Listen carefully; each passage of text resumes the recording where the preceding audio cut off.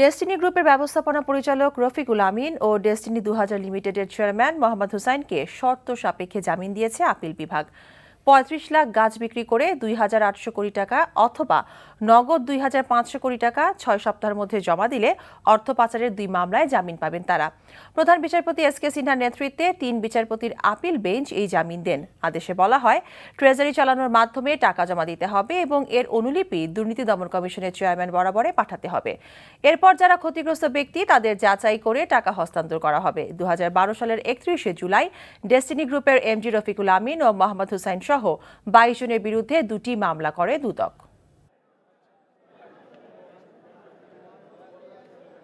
2800 কোটি টাকা গাছ বিক্রি করে অথবা 2500 কোটি টাকা ক্যাশ টাকা যদি ওনারা জমা দেয় এবং তাহলে তারা জামিন জেল থেকে মুক্ত হতে পারবেন এবং গাছ বিক্রি করার ক্ষেত্রে ওনাদের যা যা সহযোগিতা দরকার সবকিছু ওনারা জেলে থেকে করতে পারবে।